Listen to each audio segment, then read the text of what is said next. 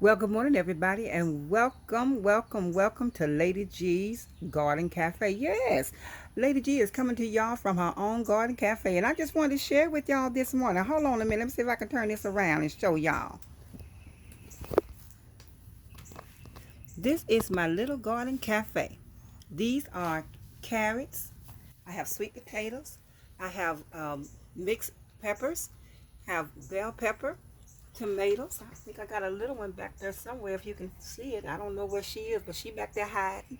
Have some more tomatoes. I have some different, have some of everything in my little garden.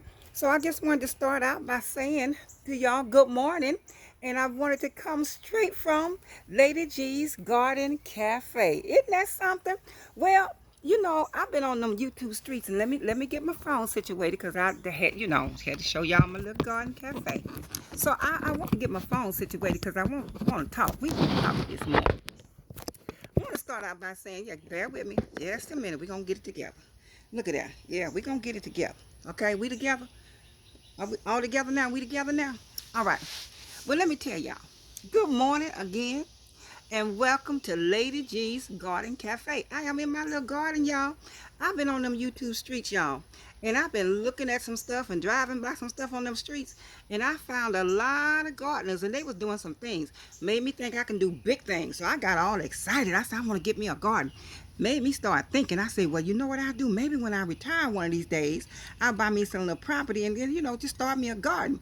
Then I had to go, wait, hold up, slow your roll. Yeah, that really ain't you. Now you can do little things at the house, but all that other stuff that ain't you. So stop playing, right? Well, I had to face reality and realize that this right here, this little cafe, garden cafe, that's about all I can do. So I want to say Happy Father's Day again to all the fathers, but that also made me think about something. A lot of times we see people doing things and they're being successful and they're going big and they living their life out loud, and we say, oh, we can do that. I bet you I can do that. Well, sometimes we fool ourselves, and then sometimes people say, well, yeah, girl, you can do that. I got confidence in you, I got faith in you, I know you can do it. And so we get all excited, and we get to running and start doing things that sometimes is really not meant for us to do. Sometimes we get out of our lane and get into other people's lane because they're doing such a good job and they're living so big. And that made me think of a story in the book, and this story is about a little shepherd boy by the name of David. Now, David was the youngest of 8 boys that Jesse had. His father was Jesse. And Jesse told David he was out there minding his own business. He was out there feeding, tending to his sheep. And the dad called him in and told him, listen, go on out there, and your brothers out there in the war, they with Saul out there trying to fight the Philistines. So go take them something to eat. So David said, okay. So he was an obedient son. So he went and grabbed the lunch and he took it out to the front line where the brothers were out there supposedly fighting the Philistines. Well, when he got there, he heard all this commotion and all this racket.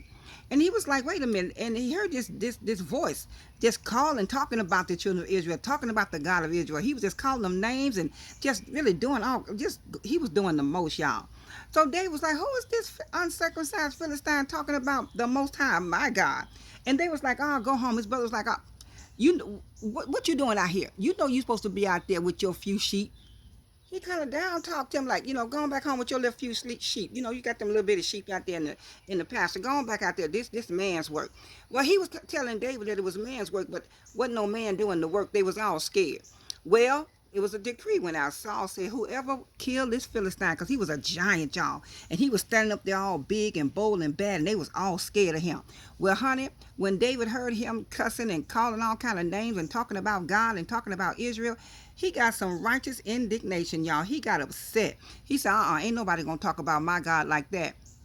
David said, I'll fight him. He was challenged. He was a challenger. And he was like, okay, if I win, y'all going to come over here and bow down to the Philistines. And if y'all send out a winner, then we'll come over and we'll bow down to y'all, whoever survives. Honey, David said, I'll go out there and fight him. Saul said, anybody fight him, I'll give him my daughter. I'll give him riches. I set him up. He'll be set for life. They were still scared to go out there and fight the man. Honey, David said, I'll do it. So his brother was like, boy, you better go on back home and tend to them few sheep and get on out here. This man's work. David said, I'll do it. I ain't scared of him. I ain't scared. Honey, word got back to King Saul that David was willing to fight Goliath, the giant. Saul came out there with his breastplate, his helmet, his sword, his shield. everything. He was like, you can do it. You can do it. I don't know. You can do it. David said, I was out there watching my father's sheep, and a bear came. And when the bear came, a bear came, and I beat him. He took one of the sheep, and I went out there and I killed that bear. And then a lion came and tried the same thing. And when he came, I killed the lion too. Saul got excited. He was like, ooh, you be bad. You a bad little boy. So he said, look, this is what I want you to do. I want you to take all my gear, take my helmet, take my shield, take my breastplate, take everything, put it on you, and you go out there and you fight him, because you a bad man, David. You a bad little boy. You little man. You little man. Honey, David put everything on and let Saul dress him up and put him on there, all that stuff. And David was like, wait a minute, this is awkward. This helmet is too big. The breastplate, I'm about to trip all over myself.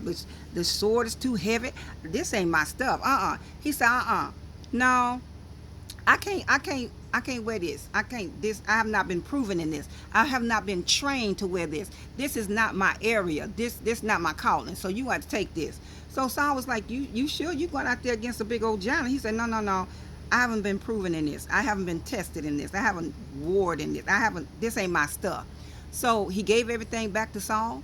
And the book said David went down there to the brook and got him 5 smooth stones, put in his little pocket. Because see, David, ever since he was a little tyke, he was working with them slingshots, honey. He had mastered that slingshot.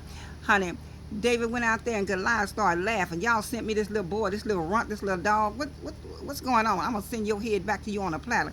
Honey, he said, you come to me with a... David started running towards him. He didn't run away from him, but he started running towards him. He said, you come to me with a sword and a shield, but I come to you in the name of the Lord. Honey, David started running towards Goliath and running towards him. He had that little slingshot, because back in the day, you know, they hit like a little twig. It's like a little wire, and had the little patch with the rubber, the bands. And honey, he was in that little rope, and he was running, Honey, and by the time he got to a good distance where he adjusted, bam! He slung that slingshot, hit the Goliath right in the center of his forehead. Honey, he fell dead. Goliath was dead, honey. He was done. Honey, David looked around. He didn't have a sword. He didn't have nothing to cut him with. So he took Goliath's sword, big as he was, heavy as it was, and cut his head off and took it back to Saul. Now, I want to say something today to the fathers. Don't allow people to put stuff on you that don't belong to you. Wear your own stuff. You'll be more successful. You'll have more success in your life if you wear your own stuff. If David had a war Saul stuff, he'd been tripping over himself, and probably would have been defeated. But David knew that I have not been proven in that. People have their own interpretation, their own impression of what they want you to be. They have their own mindset. They have their own picture. They painted a picture of you, of what they think you should be. Wear your own stuff. Man, be the best man you can be. Be the best father you can be. People want to paint you into a corner. They want to say, you need to wear this, and you should look like this, and if you're a preacher, you should do that. If you're a deacon, you should do that. Honey, wear your own stuff. Let every man abide in his own calling. If you called to be a deacon, be a deacon. If you called to be a minister, be a minister. If you called to be a brother, be the best brother you can be. But stop letting people put their stuff on you. Wear your own stuff. Wear your own pride. Wear your own history. Wear your own legacy. Wear your own dignity. Wear your own anointing. Some people want you to sing like this one. They want you to preach like that one. They want you to pray like that one. Wear your own stuff, man. Be who God has created you to be. Because being original, you are the only authentic you. It's better to be you, because the anointing knows how to work in you. But when you're trying to be like somebody else, then the anointing is ineffective, because you're not being who God created you to be. So be your authentic self, because everybody else is taken anyway. So I just wanted to come by this morning and say Happy Father's Day. And to all the fathers, I want to encourage you on this day to wear your own stuff. Be your own man. Be who the Most High have created you to be, and not what somebody has imagined you to be, or suppose you should be, or hope you to be. Be your own man. Wear your own stuff. All right, y'all. Listen, y'all, I said, I want y'all to go out there and have a blessed and wonderful day today on purpose. And if by chance today you happen to be over there on YouTube, won't you come on by and check out Morning Tea with Lady G? And if you like what you see, I want you to hit that like button. And if you really like it, why don't you go ahead and share it if you know somebody else that might enjoy it too. And not only that, y'all, you can also subscribe.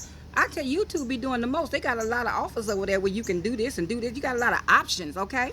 So, and then not only that, if you subscribe, you can hit the notification bell that's down there at the bottom when you get on YouTube. And you know that notification bell is a snitch, right? It'll tell on me. It'll tell you every time I upload a video. Yes, it will. So I want y'all not only to follow me on Facebook, but follow me over there on YouTube as well. We're doing some things over there, all right? So I want y'all to go and have a most amazing day. Have the best Father's Day that you ever had in your life on purpose. Until the next upload, this is Lady G saying, later, y'all.